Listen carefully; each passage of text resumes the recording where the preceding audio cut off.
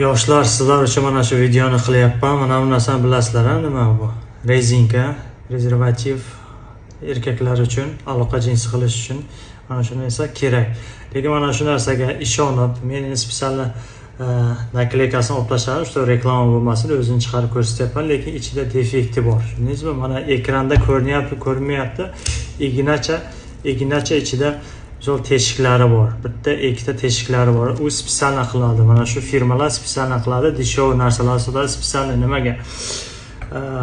Qachonki siz mana shu narsani sotib olasiz, aloqa jinsi qilasiz, mana shu narsa bilan infeksiyalar o'tadi. O'sha ayoldagi infeksiya sizlarga o'tadi. Sizlarga o'tgandan keyin nima? Kasal bo'lasizlar. Kasal bo'lgandan keyin bor o'sha imенно o'sha dorilarni sotib olasizlar, o'sha firmaning dorilarini.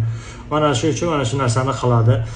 Iltimos, mana shunga ishonib ham aloqa jinsi qilmanglar. Mana internetda yoshlar yuribdi.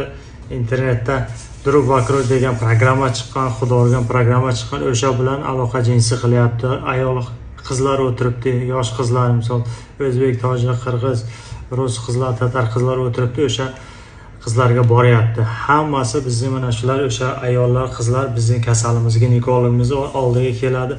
5 ta 6 ta infeksiyalar chiqadi. Даже VIS chiqyapti, sifilis chiqyapti, gepatit B, C chiqyapti.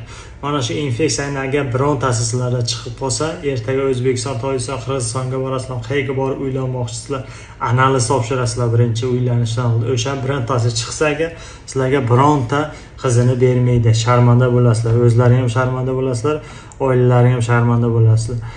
Shuning uchun mana shu videoni maksimal tarqatinglar, like, kommentariy yozib, mana shu yoshlar ko'rsin. Moskvada, Peterda yuribdi, Druv Vakrovga boryapti. Iltimos, o'sha yerdagi qizlar ham sizlar ko'ryapsizlar. Mana shu ishni qilmanglar. O'zbeklarni sharmanda qilyapsizlar. Borib toza ishda ishlanglar. Mana 70 ming, 80 ming odamlar oylik olyapti. Bas yarimini rasvot qilasizlar, yarimini uyga jo'natasizlar. Mana shu sizlarga yetadi.